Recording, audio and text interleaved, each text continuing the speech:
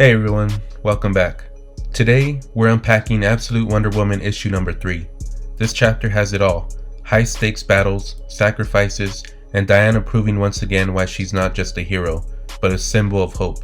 From heart-pounding confrontations with the monstrous Tetracide, to a bold plan that turns the entire Gateway City into unexpected allies.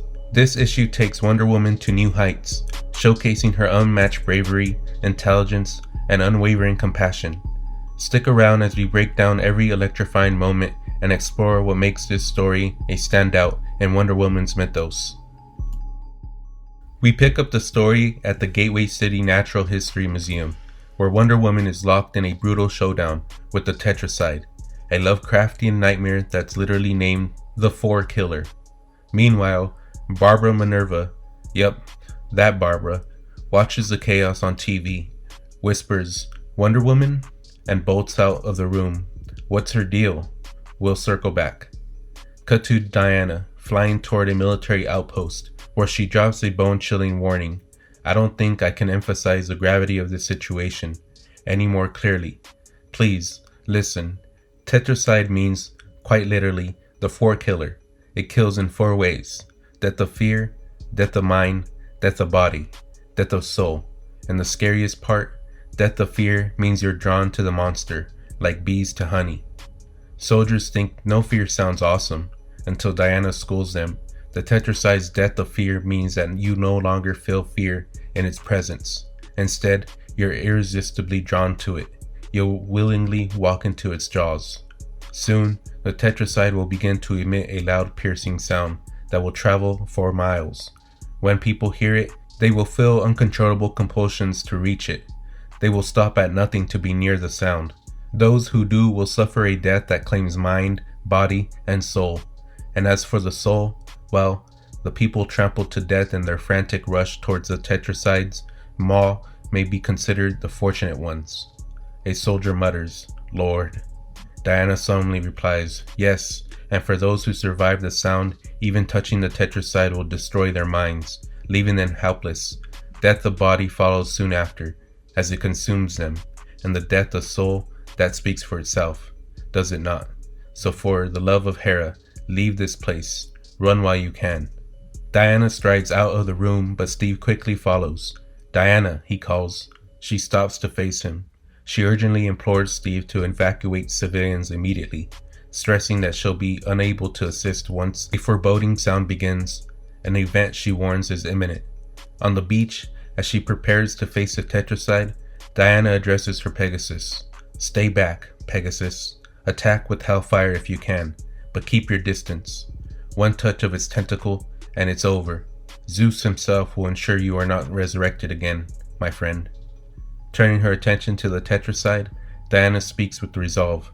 "I bear you no ill will. I only seek to protect these people, this city, this world. I offer you the same deal I gave the Prime Harbinger. Leave now and never return, or face a hard and painful death by my hand." She flies directly in front of the Tetracide as she delivers her ultimatum. The creature emits a low rumbling growl. Diana nods grimly. So be it. With that, she hurls her massive sword at the Tetracide, wrapping it in her lasso. She calls upon Nike, goddess of victory, asking for divine speed, if not victory. With swift precision, Diana drives her sword, bound to her lasso, into the creature, then spirals through the air, wrapping it tightly in her crimson glowing rope. As her sword slips free and disappears into the churning sea below, she chants an incantation, summoning a battle axe into her grip. "Strike true, my friend," she says, and with a powerful swing, she severs one of the Tetracide's tentacles. She swings her axe, but the Tetracide grabs hold of her. "No," Diana cries, defiant even in the creature's grasp. We flash back to the Wild Owl and Hal, where Diana and Steve Trevor are battling a Hydra. Steve asks if the beast understood Diana's plea for peace. Her reply, "It understands strength."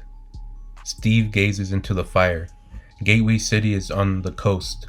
The way the light hits the Pacific as sunset always reminds me of my mother's laugh. For some reason, something about how it dances across the tips of the water, consistent yet surprising. I miss how it reminded me of her every time I saw it.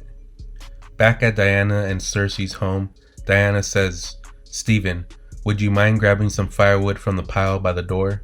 "Of course, no problem," Steve responds. Steve exits as Diana faces Cersei. "I found the spell to send Steve home." Cersei rejects it immediately. "No, Diana, not that way." Diana insists, but Cersei warns of the spell's grave cost. "I've read it," Diana interrupts. "Then you missed its meaning," Cersei argues. "I understand completely," Diana declares. "Diana," Cersei begins, but before she can finish, Steve enters, carrying firewood. "I appreciate you ladies letting me venture to the edge of the porch on my own. Maybe one day I'll be allowed to step off it." Diana places a hand on his shoulder. "Perhaps someday," she replies warmly. Later that night, Cersei finds Diana awake. "Diana, what are you doing up at this hour?" she asks. "I couldn't stop thinking about it," Diana admits.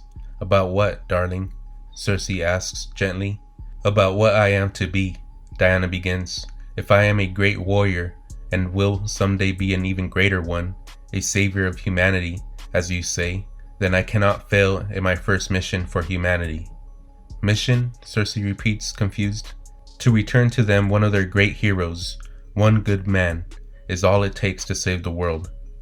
"He wasn't a gift, Mother. He was a test," Diana explains. "We don't know that, Diana," Cersei cautions. "If we are right, that I am a great warrior, then the dominant arm of a great warrior is a worthy sacrifice," Diana states with resolve. It is then revealed that Diana cut off her own arm to power a spell that sends Steve home. Cersei is horrified. Cersei reflects, "I always knew she was special, but I underestimated her. Her love, her pain, her sacrifice, her honor. I'd see in visions that she would change the world, but now she stood before me, more powerful than I ever imagined." Together, Diana and Cersei perform the spell to send Steve home. The magic works, and Steve is transported back to Gateway City. Cersei looks at Diana with sadness. "I'm sorry you didn't get to say goodbye." Diana, unwavering, responds, "I will see him again." Back in the present, in Gateway City, Diana battles fiercely against the Tetraside's tentacles. The struggle intensifies as one of the tentacles tries to rip off her arm. She casts a spell that removes her prosthetic arm, setting her free and sending her plummeting from the sky. At the last moment, she regains control and soars upward, flying to the military outpost to regroup. A soldier spots her arrival and, noticing her missing arm, asks in shock, "Are you okay?" "I am fine," Diana replies calmly. "But your arm, it took your arm," the soldier stammers. "I lost my arm long ago," Diana explains. "Its place is taken by a magic arm, crafted by my mother and me. I can restore it, but it will require complex magic." Turning to the others, she continues, "The sound is already beginning. I can feel the rumbling from the beach. You must move now, or the next time I see you, you will be climbing over one another to be devoured. For the love of Hecate, move faster." Steve hesitates, worried. "I can't just leave you, Diana." Diana smiles softly. "That's why I saved you, but don't throw that away by dying on the beach today. Please, Steve, go." The scene shifts to Barbara, who is running through the chaos. She collides with Diana in her frantic flight. Diana steadies her. "I have you, miss. You shouldn't be here. In fact, it's too late for you to run. Go into the sea monster themed bar and speak with Steve Trevor. Tell him Diana asked him to get you to safety." Barbara, wide-eyed, exclaims, "Wonder Woman!" "Wonder Woman?" Diana repeats. Barbara elaborates, "The Amazons. It's what they called their champion, the absolute best among them. You are one, right? An Amazon?" "You know the Amazons?" Diana asks, intrigued. Barbara replies excitedly, "I wrote my dissertation on the myth of the Amazons. It's my primary field of study." A shadow crosses Diana's face. "You consider us myth?" Barbara hesitates. "Not anymore." Diana turns to leave. "I must go. We will speak more of this." As Diana prepares to confront the monster, which is now screeching loudly, Barbara calls out her name. "My name is Barbara Minerva." "And I am Diana," Diana replies. Barbara exclaims with astonishment, "I'm in the book." Diana pauses, puzzled. I do not know what that means, but I will find out. With that, Diana stills herself, turning toward the looming threat ahead. Diana thinks to herself, this is futile. If I strike the tetracide now, I will break against it and die, leaving no one to protect these people. Once the sound begins, they will trample one another in a desperate rush to embrace horrific ends at any cost. But I see no other path. It must be the sword, the lasso, something solid, because my magic alone is no match for the tetracide's thick hide. Unless, yes, that could work. But I need to strengthen it. No, not strengthen. Widen. 8,000-fold. Yes, I think that would do it. She pulls out a glowing green orb, her mind set. Meanwhile, the news reports that the military has called for a full evacuation of the city. The reporter, visibly rattled, exclaims, "Of course, that's easier said than done." His panic underscores the chaos unfolding. On a rooftop, Diana stands with the news crew. She turns to them and says, "Gentlemen, I'm going to need your assistance, but this is not for recording." Alan, the reporter, asks, "Can I ask why?" "Of course," Diana replies. "It's mostly because I don't want people to be afraid, and new things are often scary. A panicked populace will serve no one now.